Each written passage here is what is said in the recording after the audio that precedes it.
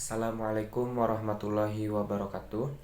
Saya Dede Mulki Atori di sini sebagai moderator yang akan memandu berjalannya presentasi mata kuliah Quran Hadis yang akan membahas mengenai etika bisnis dalam perspektif Quran dan hadis. Nah, kami dari kelompok 5 sebelumnya akan memperkenalkan anggota kelompok kami. Untuk yang pertama ada Adela Ayunandini, untuk yang kedua ada Diki Putra Sahidin, untuk yang ketiga ada Sonia Oktaviani, untuk yang keempat ada Rahayu Putri, dan untuk yang terakhir saya sendiri sebagai moderator. Untuk pembahasan pertama yaitu mengenai apa yang dimaksud dengan etika bisnis dan etika bisnis dalam Islam akan dijelaskan oleh teman saya. Untuk waktu dan layar saya persilahkan. Pada kesempatan kali ini, sebelum kita membahas bagaimana etika bisnis dalam Islam, saya akan menjelaskan pengertian etika terlebih dahulu. Pasti teman-teman juga sudah sering mendengar kata etika. Langsung saja kita bahas. Secara etimologi, etika ini berasal dari bahasa Yunani, yaitu ethos. Jadi kata ethos ini adalah asal kata dari etika. Etikos ini mempunyai beragam arti. Nah, yang pertama, sebagai analisis konsep-konsep terhadap apa yang harus, mesti, tugas, aturan-aturan moral, benar, salah, wajib, tanggung jawab, dan lain-lain. Nah, untuk yang kedua adalah aplikasi ke dalam watak moralitas atau tindakan-tindakan moral. Nah, yang ketiga, aktualisasi kehidupan yang baik secara moral. Nah, dengan pengertian dasar dalam bahasa Yunani ini, maka kita dapat simpulkan bahwa etika diartikan sebagai ilmu tentang adat atau suatu kebiasaan. Nah, etika merupakan filsafat tentang moral. Jadi, sasaran etika adalah moralitas. Moral sendiri itu asal katanya dari bahasa Latin yaitu mos. Dalam bentuk jama disebut sebagai mors, artinya adat istiadat atau kebiasaan. Moralitas adalah istilah yang dipakai untuk mencakup praktek dan kegiatan yang membedakan apa yang benar dan apa yang salah, atau dapat juga membedakan yang baik dan apa yang buruk. Aturan-aturan yang mengendalikan kegiatan itu dan nilai tersimpul di dalamnya yang dipelihara atau dijadikan sasaran oleh kegiatan dan praktik tersebut. Nah, dalam pengertian etika ini kita mengenal dua macam pengertian etika secara teoritis. Dalam buku Etika Bisnis menurut Muhammad Jafar, yang pertama adalah etika yang sama pengertiannya dengan moral. Nah, maka etika disebut juga sebagai moral, yaitu kebiasaan hidup yang baik berdasarkan adat istiadat dan kebiasaan. Nah, itu adalah pengertian etika yang pertama secara teoritis. Untuk pengertian yang kedua adalah filsafat moral atau etika yang tidak sama dengan moral. Nah, etika yang tidak sama dengan moral, pengertiannya itu sama dengan filsafat moral atau ilmu yang membahas dan mengkaji nilai dan norma yang diberikan oleh moralitas dan etika dalam pengertian yang pertama. Jadi, kalau pengertian yang pertama, etika itu sama dengan moral terkait dengan adat istiadat, kebiasaan, bagaimana cara kita berperilaku secara baik. Sedangkan dalam pengertian yang kedua ini, etikanya tidak sama dengan moral, tetapi lebih kepada bagaimana etika ini dikaji. Jadi, mengapa orang harus berbuat baik, mengapa orang tidak boleh berbuat buruk. Itu pengertian yang kedua. Sehingga dalam pengertian yang kedua ini, etika dapat dirumuskan sebagai refleksi kritis dan rasional mengenai apa? Mengenai dan norma itu sendiri.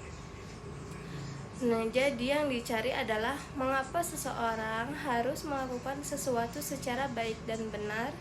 Dan yang kedua ini juga bagaimana cara seseorang mendasarkan dirinya pada nilai dan norma umum yang bisa diterima oleh masyarakat itu adalah pengertian etika. Sedangkan dalam khazanah pemikiran Islam, etika dipahami sebagai al-akhlak atau al-adab yang bertujuan untuk mendidik moralitas manusia. Nah, kata akhlak berasal dari bahasa Arab. Jama dari bentuk mufradnya khuluqun yang diartikan sebagai budi pekerti, perangai, tingkah laku, atau tabiat. Kalimat tersebut mengandung segi-segi penyesuaian dengan perkataan khulqun yang berarti kejadian serta erat hubungan dengan khaliq yang berarti penciptaan makhluk yang berarti diciptakan. Ahmad Amin memberi batasan bahwa etika atau akhlak adalah ilmu yang menjelaskan makna baik dan buruk, menerangkan apa yang seharusnya dilakukan manusia kepada orang lain, menyatakan tujuan yang harus dituju oleh manusia dalam perbuatan mereka, dan menunjukkan jalan untuk melakukan apa yang harus diperbuat. Etika merupakan jiwa ekonomi Islam yang membangkitkan kehidupan dalam setiap peraturan dan syariat.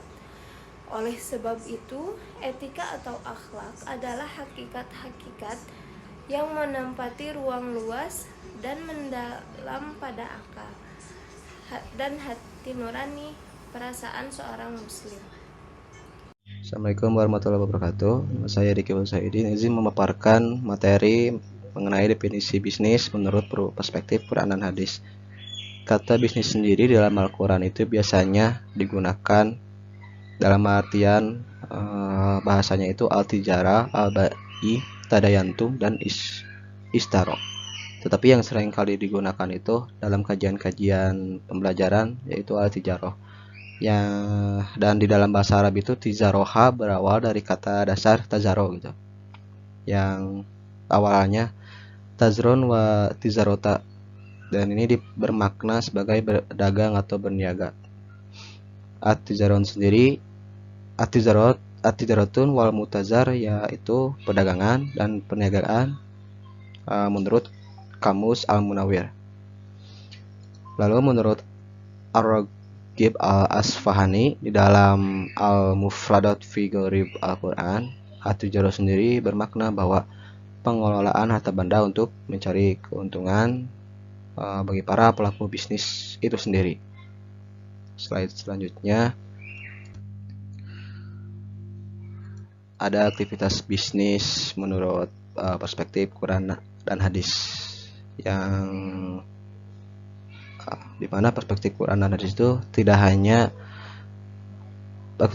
aktivitas bisnis tidak hanya dilakukan semata oleh manusia, para manusia atau bagi para pelaku bisnis itu, tapi juga dilakukan antara manusia dengan Allah Subhanahu wa taala, yang artinya mempunyai kaitan atau korelasi dengan ibadah kepada Allah Subhanahu wa taala, di mana bisnis ini mencakup keimanan dan keyakinan untuk mengasah iman para pelaku bisnis untuk melakukan ibadah di dalam bisnis mereka dalam bentuk itu maupun dalam bentuk sedekah maupun infak dan zakat, dan bahwa bisnis itu sendiri harus dilakukan dengan ketelitian dan kecermatan di dalam proses baik dalam proses administrasi dan perjanjian bisnis sekalipun. Dan bisnis juga itu, dan bisnis sendiri di dalam perspektif Quran dan hadis tidak boleh dilakukan dengan cara penipuan, kebohongan, atau trik-trik yang mempunyai tujuan hanya karena untuk memperoleh keuntungan semata bagi para pelaku bisnis gitu. Slide selanjutnya terdapat dua definisi tentang pengertian perdagangan dari dua sudut pandang yang berbeda, yaitu pandangan menurut mufasir dan ilmu fikih. Mana menurut mufasir ini bahwasanya bisnis adalah pengelolaan modal untuk mendapatkan keuntungan. Yang di sini dijelaskan dan cenderung mufasir ini menjelaskan tentang tujuan dari kesepakatan di dalam dunia perdagangan itu sendiri. Lalu sudut pandang yang lain dari tinjauan ahli-ahli fikih dalam beberapa kajian keilmuan, mereka mendefinisikan bahwa bisnis adalah saling menukarkan harta dengan harta secara suka sama suka atau pemindahan hak milik dengan adanya penggantian, yang mana ini cenderung menjelaskan tentang cakupan makro di antara praktek bisnis itu sendiri, yang dimana ahli fikih sendiri menjelaskan bahwa di dalam suatu perdagangan, jika terdapat suatu kesepakatan, maka akan tercapai tujuan di dalam negosiasi itu tersebut. Dan slide terakhir, menurut perspektif Quran dan hadis, terdapat cara yang diperbolehkan mengutip penjelasan-penjelasan dari sebelumnya. Di sini ada 3 cabang yang cenderung menjelaskan tentang perdagangan dan transaksi di dalam cakupan pasar dan perdagangan itu sendiri. Yang mana menurut poin A itu sendiri, perdagangan itu dijelaskan bahwa perdagangan adalah satu bagian muamalat yang berbentuk transaksi antara seorang dengan orang lain.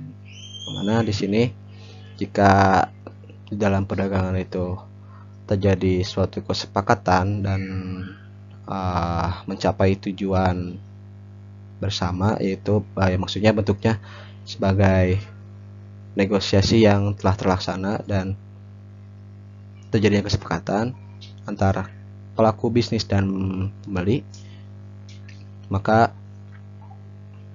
hal tersebut bisa dikatakan sebagai perdagangan karena adanya nilai-nilai seperti barang dan jasa yang dipertukarkan. Lalu menurut poin B, dijelaskan bahwa transaksi perdagangan itu dilaksanakan dalam bentuk jual beli yang diwujudkan dalam bentuk ijab qabul, di mana di sini menurut perspektif Quran dan hadis dijelaskan teknis untuk negosiasi itu sendiri dalam dunia perdagangan, bahwasanya jika di dalam negosiasi tidak terjadi kesepakatan dan tidak tercapai tujuan dari perdagangan itu, maka tidak sahnya kesepakatan di antara kedua pelaku itu. Dan yang terakhir, poin C itu menjelaskan perdagangan yang dilaksanakan bertujuan atau dengan motif untuk mencari keuntungan, yang mana ini bersifat relatif, tidak hanya mencari keuntungan semata, tapi baik mayoritas maupun minoritas, ada juga beberapa pihak yang mengutamakan keimanan dan keyakinan dalam bisnis yang mereka punya, untuk mengutamakan ibadah kepada Allah Subhanahu wa taala, baik itu dalam bentuk infak, sedekah dan zakat. Sekian, bagian selanjutnya akan dijelaskan oleh rekan saya Sonia Oktaviani. Terima kasih. Untuk materi selanjutnya yaitu mengenai etika bisnis dalam Islam. Arti kata etika bisnis dalam Islam sudah tidak asing di kalangan dunia pembisnis. Nah, sebelumnya saya akan menjelaskan mengenai arti kata etika dan bisnis terlebih dahulu. Etika yaitu sebuah perangkat ataupun prinsip moral yang membedakan apa yang benar dari apa yang salah. Sedangkan bisnis adalah suatu serangkaian peristiwa yang melibatkan pelaku bisnis, maka etika diperlukan dalam bisnis. Kenapa demikian? Karena bisnis tidak akan berjalan dengan lancar jika tidak dibarengi dengan etika. Dengan demikian, dapat dipahami bahwa etika bisnis adalah sebuah norma-norma atau kaidah etik yang dianut oleh suatu bisnis tersebut, baik sebagai institusi ataupun sebagai organisasi, maupun dalam interaksi bisnisnya dengan pemangku kepentingan institusi ataupun suatu organisasi di dalam suatu perusahaan tersebut. Nah, selanjutnya yaitu mengenai etika dan bisnis yang mendeskripsikan secara umum dan menjelaskannya itu sebagai orientasi umum terhadap bisnisnya tertentu. Nah, dan mendeskripsikannya dengan beberapa pendekatan khusus terhadap etika bisnis yang secara bersama-sama menyediakan dasar untuk menganalisis masalah-masalah etis di dalam bisnis. Secara jelasnya bahwa tujuan dari adanya etika dalam bisnis yaitu agar menjadi dasar jika di dalam suatu perusahaan tersebut terdapat masalah-masalah. Jadi, fungsinya ini yaitu sebagai analisis atau sebagai dasar untuk menganalisis masalah-masalah etis di dalam suatu perusahaan. Seperti yang sudah dijelaskan di dalam arti Islam, yaitu agama yang menganjurkan dan menjamin kemaslahatan dan kebaikan dunia dan akhirat. Nah, selanjutnya, apa sih sebenarnya arti dari etika bisnis dalam Islam? Nah, materi selanjutnya yaitu apa sih sebenarnya etika bisnis dalam Islam? Nah, etika bisnis dalam Islam yaitu suatu akhlak dalam menjalankan bisnis dengan sesuai nilai-nilai Islamnya, sehingga dalam melaksanakan bisnisnya tidak perlu ada kekhawatiran lagi, karena sudah diyakini sebagai sesuatu yang baik dan benar, sesuai dengan nilai etik, moral, susila, dan akhlaknya. Dengan demikian, bisnis dalam Islam memposisikan pengertian bisnis yang pada hakikatnya merupakan usaha manusia untuk mencari keridhaan Allah Subhanahu wa taala. Bisnis tidak hanya bertujuan jangka pendek, individual, dan semata-mata keuntungan yang berdasarkan kalkulasi matematika. Tetapi, bisnis bertujuan sebagai jangka panjang maupun jangka pendek. Nah, yaitu tanggung jawab pribadi dan sosial di hadapan masyarakat, negara, dan Allah SWT.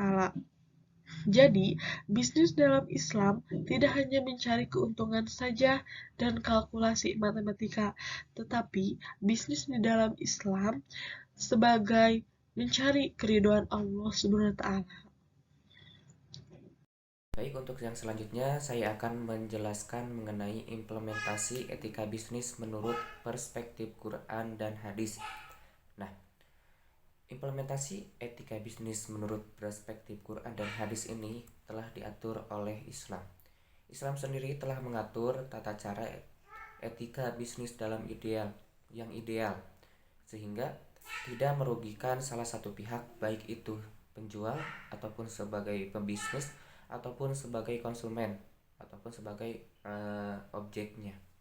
Nah, dalam hal ini tidak ada salah satu pun yang dirugikan dalam berbisnis, sehingga Islam mengatur tata cara etika bisnis tersebut dengan baik dan ideal. Nah, yang mana dalam hal ini Islam selalu mengedepankan prinsip keadilan dan keseimbangan serta hak dan kewajiban dalam kegiatan berbisnis yang telah ditetapkan ataupun dituliskan dalam surat Al-Baqarah ayat 188 yang menyebutkan wala ta'kulu amwalakum bainakum bil batili wa tudlu biha ilal hukami litakulu fariqatin min amwalin nas bil ithmi wa antum ta'lamun, yang artinya, dan janganlah kamu makan harta di antara kamu dengan jalan yang batil, dan janganlah kamu menyuap dengan harta itu kepada para hakim dengan maksud agar kamu dapat memakan sebagian harta orang lain itu dengan jalan dosa, padahal kamu mengetahui.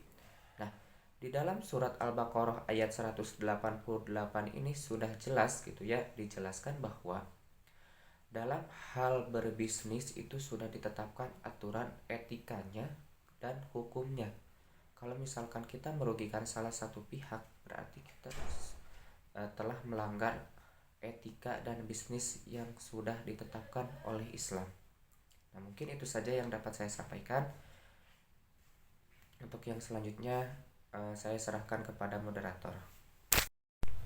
Adapun mengenai keterikatan para pelaku bisnis terhadap syariat yang berlaku dalam setiap kegiatan bisnis secara otomatis akan memberikan jalan kebenaran, minhaj, sekaligus batas larangan, hudud, sehingga secara tidak langsung akan mampu membedakan antara mana yang halal dan mana yang haram. Sehingga bisnis syariah adalah suatu kegiatan ekonomi yang bertujuan untuk memberikan petunjuk dan arahan bagi pelaku bisnis untuk mencari keuntungan dengan cara yang halal sekaligus mencari ridho dari Allah Subhanahu wa taala. Hal ini sebagaimana yang telah diatur dalam Quran surat Al-Jathiyah ayat 18 yang berbunyi, Summa ja'alnaka ala syari'atim minal amri fattabiha wala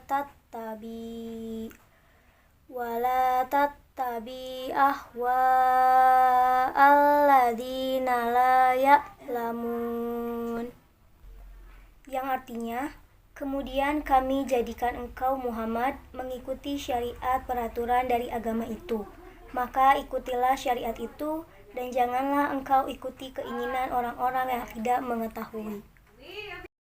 Keutamaan bisnis Islam pada pokoknya adalah penerapannya yang selalu didasarkan pada prinsip-prinsip hukum Islam, yang mana ketentuan bisnis syariah merupakan produk hukum dari hasil pengembangan akad-akad muamalah yang terkait. Hal ini dikarenakan sumber utama dalam pembentukan ketentuan bisnis syariah pada intinya adalah akad-akad muamalah yang selalu merujuk pada Al-Quran dan Sunnah atau yang dikenal dengan istilah Ar-Ruju ila Al-Quran wa As-Sunnah.